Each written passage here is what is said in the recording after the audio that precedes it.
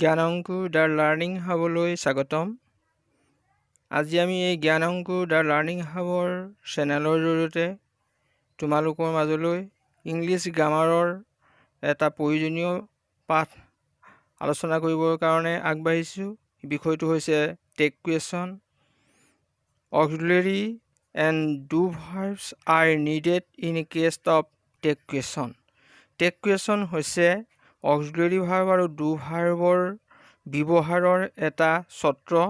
অৰ্থাৎ tag question কৰিবৰ কাৰণে আমাক অক্সিলাৰী ভাৰ্ব আৰু ডু ভাৰ্বৰ প্ৰয়োজন হয়। সেই টেক কুৱেশ্যননো কি আমি চাওঁ আহাচোন।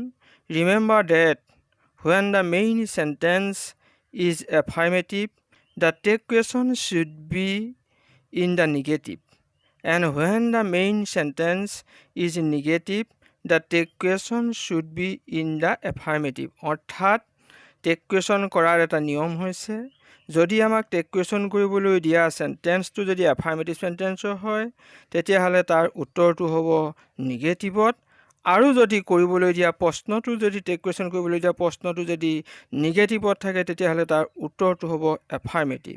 অৰ্থাৎ আমি হয়নে বুলি হয় হ'লে নহয়নে আৰু নহয় হ'লে হয়নে তাৰ উত্তৰটো আমি চমুকৈ তেনেকৈ দিওঁ। গতিকে আমি আহাচোন কেইটামান আমি এক্সাম্পল লওঁ। এক্সাম্পল ল'লোঁ, he is a good student. He is a good student এইটো এফাৰ্মেটিভত আছে। গতিকে আমি যদি তাক নিগেটিভলৈ লৈ যাওঁ তেতিয়াহ'লে কি হ'ব? ইজন্ট হি গম পালানে? ইজন্ট হি। 2 নম্বৰলৈ চাওঁ,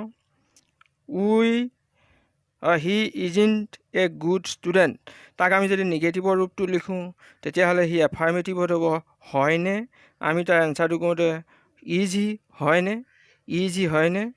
আগতো আমি নহয়নে বুলি ক'লোঁ, এইটো যিহেতুকে নিগেটিভত আছে নহয়টোত এনচাৰটো হয়নে, সেইটোৱে। আৰু 3 নম্বৰটোলৈ আহিলোঁ, চি হেজ এ কাৰ। তাই এখন গাড়ী আছে নহয়নে। হেজেন্ট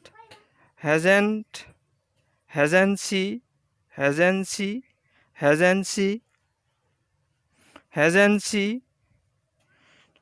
হেজেন্ট এ কাৰ। তাই এখন গাড়ী নাই। এইটো ক্ষেত্ৰত কি হ'ব? হেজ চি হয়নে তাই আছেনে, তাৰমানে সেইটো চমুকৈ দিব লাগে। He will go' to Delhi. তেওঁ দিল্লীলৈ যাব। এইটো এফাৰ্মেটিভত আছে। তাৰ নিগেটিভত যদি কৰোঁ অউণ্ট, যিহেতুকে উইলটোৰ কৰিলে অউণ্ট হয়। অউণ্ট চি নহয়নে। You play game.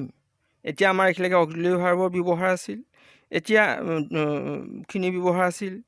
U play game. ইয়াত চোৱা আমাৰ কি নাই? অক্সিলাৰী ভাৰ্ব নাই। নহ'লে আমি কি কৰিম? এতিয়া আমাৰতো ভাৰ্ব এটা কৰিবই লাগিবই, আমি ডু ভাৰ্বৰ সহায় ল'ব লাগিব। টেন্স অনুসৰি ডু ভাৰ্বৰ সহায় ল'লোঁ।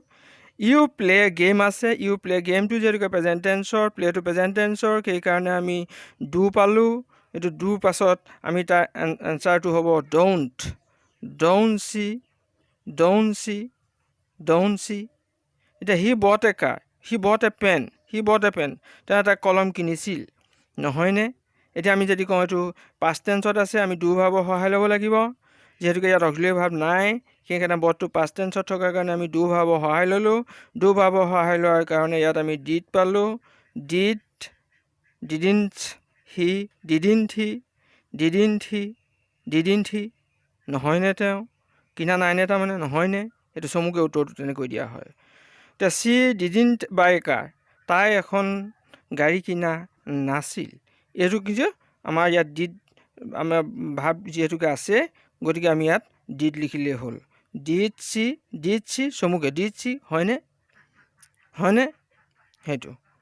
ইউ ৰট এ ষ্টৰী। তুমি এটা গল্প লিখিছিলা। এইটো যিহেতুকে পাষ্ট টেন্সত আছে, ৰটটো পাষ্ট টেন্স, সেইকাৰণে আমি ডু ভাৰ্বৰ সহায় লওঁতে আমি কি কৰিম? ডিডন্ট এইটো নিগেটিভত হ'ব, যিহেতুকে ডিডন্ট ইউ এইটো এফাৰ্মেটিভত আছিল, সেইকাৰণে আমি এনচাৰটো ইয়াত নিগেটিভত লিখিলোঁ। আই হেভ এ পেন এইটো এফাৰ্মেটিভৰ বাক্য, গতিকে ইয়াত যিহেতুকে অক্সিলাৰী ভাৰ্ব আছে, এইটো হেভেন্ট আই। এইখিনিয়ে হ'ল আমাৰ টেক কুৱেশ্যন কৰাৰ নিয়ম। টেক কুৱেশ্যন কৰাৰ নিয়ম মাত্ৰ এইটোৱেই যে আমি যেনেকৈ এফাৰ্মেটিভৰ বা নিগেটিভ কৰিছিলোঁ, ডু ভাৰ্বৰ যেনেধৰণে আমি সহায় লৈছিলোঁ তেনেধৰণে আমি টেক কুৱেশ্যন তেনেধৰণে আমি সহায় ল'ব লাগিব। আৰু এইধৰণে সহায় লোৱাৰ পিছত আমি কি কৰিব লাগিব, তাৰ উত্তৰটো যদি হয় থাকে উত্তৰটো নহয়নে, আৰু যদি নহয় থাকে উত্তৰটো হয়নে, এনেকৈ ধৰণে আমি টেক কুৱেশ্যন কৰিব লাগিব। এইটো অতি সহজ পদ্ধতি, সহজ নিয়ম। গতিকে মাত্ৰ আমি ইয়াৰ নিয়মকেইটা জানিলে হ'ল। ধন্যবাদ। আজি আমি টেক কুৱেশ্যনৰ পাঠটো ইমানতে সামৰণি মাৰিছোঁ।